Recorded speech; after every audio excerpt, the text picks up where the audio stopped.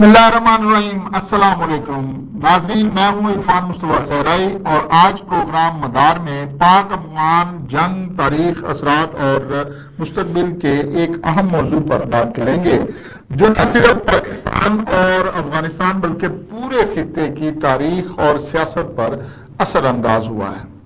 سب سے پہلے ہم اس جنگ کی تاریخ پر نظر ڈالتے ہیں۔ پاکستان افغان جنگ کی شروعات 1979 میں ہوئی جب سوویت یونین نے افغانستان پر حملہ کیا اور اس کے بعد پاکستان نے افغان مجاہدین کی حمایت کی۔ یہ جنگ ایک طویل اور خونریز دور میں تبدیل ہوئی اور جس نے لاکھوں لوگوں کی جانیں لیں اور دونوں ممالک کی معیشت کو متاثر کیا۔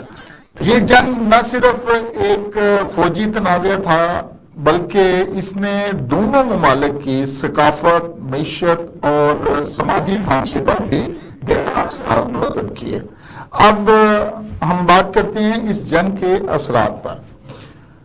پاکستان میں لاکھوں افغان مہاجرین نے پناہ لی جس سے پاکستان کی معیشت اور سماجی ڈھانچے پر دباؤ بڑھا۔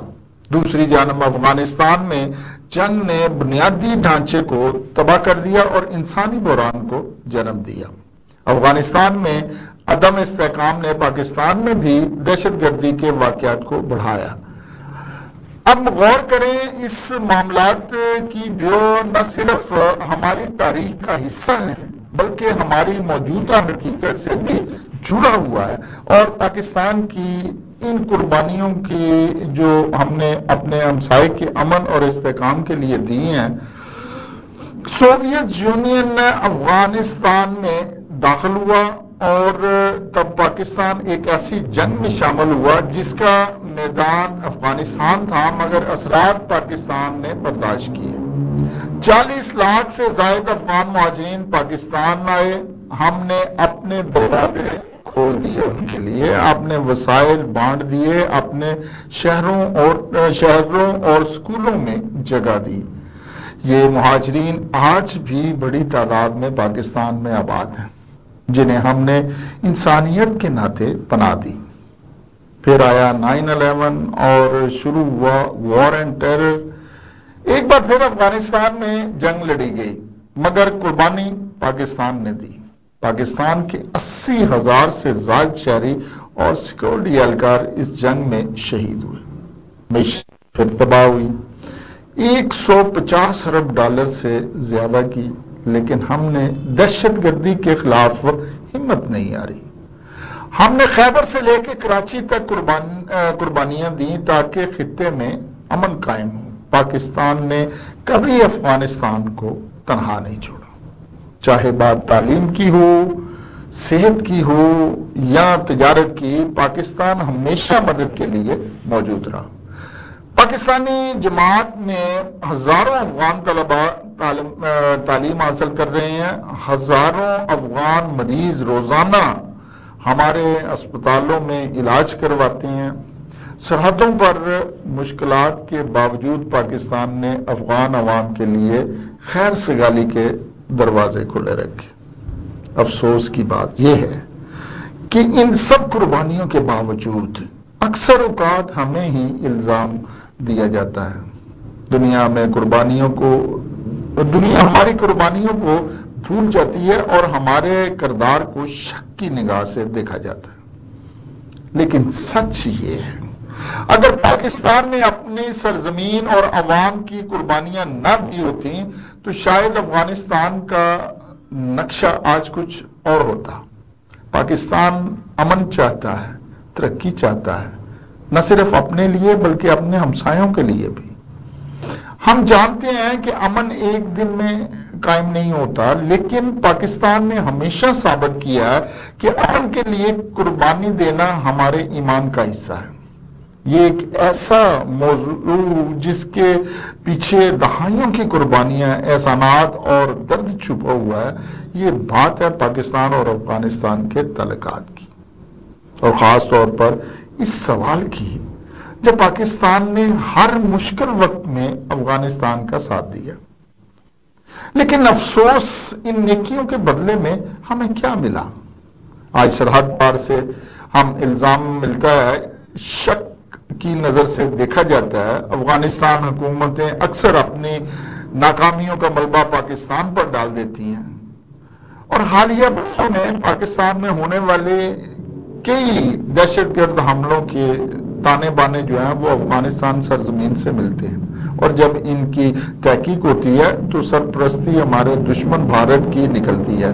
ان کے ساتھ اور ان کا ساتھ جو دے رہی ہیں وہ افغانستان سرزمین میں موجود پاکستان کے دشمن اور ان کے خلاف افغان حکمران بات کرنا بھی پسند نہیں کرتے۔ اصل مسئلہ افغانستان کے کچھ حلقوں کی سوچ میں ہے، جو اپنی ناکامیوں کو چھپانے کے لیے پاکستان کو قربانی کا بکرا بناتے ہیں، لیکن تاریخ گواہ ہے کہ پاکستان نے ہمیشہ برادر ملک کا کردار ادا کیا۔ ہم نے کبھی ان کی زمین پر قبضہ نہیں کیا، بلکہ ہر فورم پر ان کے حق میں آواز اٹھائی۔ افسوس صرف اس بات کا ہے کہ ہماری نیکیوں کو کمزوری سمجھا گیا، اور انتہا اس وقت ہوئی جب راز سناٹا چیرا گیا، سرحد نے پھر درد کی صدا بلند کی، وہی سرحد جو ہماری زمین، آزادی اور یادوں میں جڑتی ہے۔ ایک ہفتے کی رات اور اتوار کی درمیانی گھڑی جب ہماری فوج کے 23 بیٹے شہید ہوئے اور 29 زخمی ہوئے۔ آئی ایس پی آر نے کہا کہ آئی ایس پی آر کے مطابق جب جوابی کارروائی ہماری پاک فوج نے دی تو دشمن کے جو کئی ٹھکانے انہوں نے تباہ کیے، مگر الفاظ کاغذ پر نرم ہیں، جو دلوں میں جلتے ہیں وہ الفاظ کی زبان بدل دیتے ہیں۔ کسی بھی ملک کا خون، کسی بھی قوم کا دکھ محاسبات سے کم نہیں ہوتا۔ ہر شہید کا نام، ہر آنکھ کا آنسو، ہر گھر کا خالی صوفہ، یہ سب راز ہیں جو ہمیں صبر سکھاتے ہیں اور مزاحمت کی راہ دکھاتے ہیں۔ ہم نے دیکھا ہے اور سنا ہے کہ جھک کر سلام کیا ہے، مگر یہی قوم کبھی تسلیم نہیں کرے گی کہ امن کا مطلب بے حفاظت رہنا ہو۔ یہ سیاست کا گٹھ جوڑ ہے، جہاں ریاستیں، گروہ اور بین الاقوامی مفادات ایک پیچیدہ جال بناتے ہیں، اور ہم اس جال میں پھنسے شہری اور فوجی دونوں ہی قیمت ادا کرتے ہیں۔ ہمیں یاد رکھنا ہوگا کہ عوام کی زندگیوں اور ان کے گھروں کا تحفظ سب سے اوپر ہے۔ عسکری کارروائیاں وقتی راحت دیتی ہیں، مگر پائیدار امن صرف حکمت عملی، مذاکرات اور خطے میں باہم تعاون سے آئے گا۔ آئی ایس پی آر نے واضح کر دیا تھا کہ اگر طالبان حکومت دہشت گرد گروہوں کی سرپرستی کرتی رہی تو پاکستان خاموش نہیں رہے گا، اور یہی بات ہمیں بتاتی ہے کہ سرحد صرف زمین نہیں، یہ عزت، سلامتی اور ہماری آنے والی نسلوں کا مستقبل بھی ہے۔ ہم افغانستان کو بھائی مانتے ہیں، مگر بھائی اگر دشمن کی زبان بولے تو جواب دینا بھی وطن کا حق ہے۔ وقت آ گیا ہے کہ افغان بھی یہ سمجھ لے، دوستی اور احسان کا بدلہ دشمنی سے نہیں دیا جاتا۔ پاکستان نے ہمیشہ خیر کی اور آج بھی ہم خیر چاہتے ہیں۔ ہم یہ نہیں چاہتے کہ ماضی کی تلخیاں مستقبل کے راستے بند کر دیں، لیکن ہمیں یہ حق ضرور ہے کہ ہم اپنے قربانیوں کا احترام چاہیں۔ ہم امن چاہتے ہیں، مگر اپنے وطن کی حرمت پر سمجھوتا نہیں کریں گے۔ سوشل میڈیا پر جو زہر سرحدوں پر فائرنگ اور اندرونی دہشت گردی میں افغان ملوث عناصر، یہ سب وہ حقائق ہیں جنہیں نظر انداز نہیں کیا جا سکتا۔ پاکستان نے بار بار کہا ہم دشمن نہیں، ہم بھائی ہیں، لیکن لگتا ہے کچھ لوگ بھائی چارے کی زبان سمجھنے کے بجائے نفرت کی زبان بولنا چاہتے ہیں۔ پاکستان نے ہمیشہ امن کا پیغام دیا ہے، لیکن امن صرف اس سرحد پر ممکن ہے جہاں احترام ہو، جہاں دوستی ہو، جہاں گولی نہیں مصافحہ ہو۔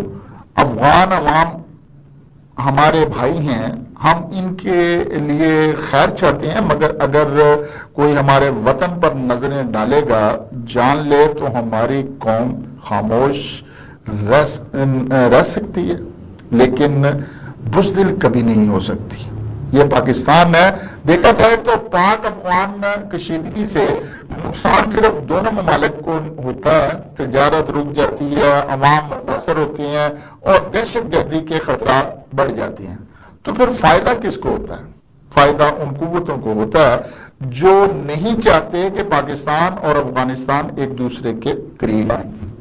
وہ طاقتیں جو خطے میں امن نہیں بلکہ انتشار چاہتی ہیں۔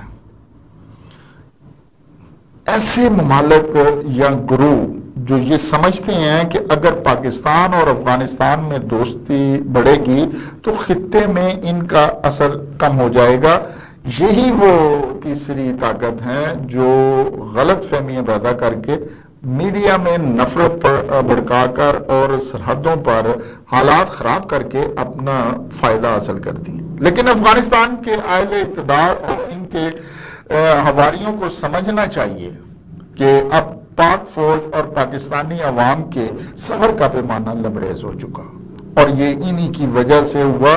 جب ہمارے جوانوں کو شہید کرنے تک نوبت آ جائے تو غم، غصہ اور شدید جواب دینے کے سوا چارہ نہیں تھا، مگر شاید غم و غصے کی حالت میں بھی پاک افواج نے عام شہریوں کو نشانہ نہیں بنایا بلکہ چوکیوں کو، جہاں دہشت گرد تنظیموں کے کرندے تھے، انہیں ٹارگٹ کیا، جہاں زیادہ تر مر گئے اور کچھ اپنے اسلحہ چھوڑ کر بھاگنے پر مجبور ہو گئے۔ ناظرین، موجودہ افغانستان طالبان کی حکمران قابض گروہ ہے۔ یہ افغانی عوام کی نمائندہ نہیں بلکہ عوام پر خوف کی علامت سمجھی جاتی ہے۔ انہوں نے 3-4 سالوں سے نہ تو الیکشن کروائے ہیں اور دوسرے گروہ ان پر حاوی ہونے کی پوری تیاریوں میں ہے۔ دوسری جانب افغانستان میں معیشت کو چلانے کے لیے کچھ خاص ہے نہیں، وہ صرف دہشت گردی کے ذریعے مختلف ممالک سے پیسہ اکٹھا کر لیتے ہیں اور اسلحہ، دیگر اشیاء کی سمگلنگ یا منشیات کے کاروبار اور اغوا برائے تاوان جیسے گھنونے عمل سے دولت کمائی جاتی ہے۔ یہی سب کچھ ان کی میراث ہے اور یہی سب کچھ بد امنی کا ناصور ہے۔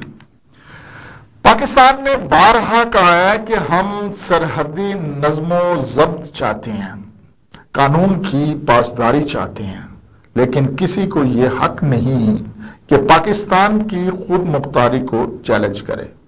پاکستان امن کے لیے طاقت استعمال نہیں کرنا چاہتا، مگر اپنی سرزمین پر امن قائم رکھنا ہمارا حق بھی ہے اور فرض بھی۔ اس کے لیے ہر طریقہ اپنایا جائے گا، اس میں کوئی کوتاہی نہیں برتی جائے گی۔ آج کل افغانستان کو بھارت سے دوستی کرنے کا شوق ستایا ہوا ہے۔ شروع سے بھارت افغانستان کو گالیاں دیتے رہے ہیں، لیکن اب افغانی وزیر خارجہ کا پورا وفد 6 دن کے دورے پر بھارت کی سیر کر رہا ہے۔ بھارت جو ہمیشہ سے افغانستان کا دشمن رہا، نیٹو فوج کا حصہ بن کر ان کے خلاف لڑا، انہیں دہشت گرد کہتا رہا، افغانی ان کو کافر اور کیا کیا نہیں کہتے رہے، ان کے خلاف دہشت گردی میں ملوث رہے۔ خیر، ہمارے تو افغانستان پر اتنے بڑے احسانات ہیں جنہیں وہ مر کر بھی پورا نہیں کر سکتے۔ اگر ہم سے غداری ہو سکتی ہے تو افغانی کی بھارت کو دوستی سلامت۔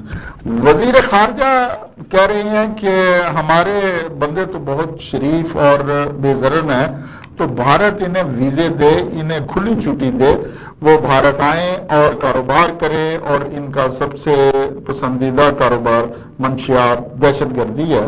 بھارت کو مبارک ہو، ان کے ساتھ ہی اجازت، اس بات کے ساتھ ہی اجازت دیں، اور پروگرام کا وقت کیونکہ ختم ہوا جاتا ہے، عرفان مصطفیٰ صحرائی کو اجازت دیجیے۔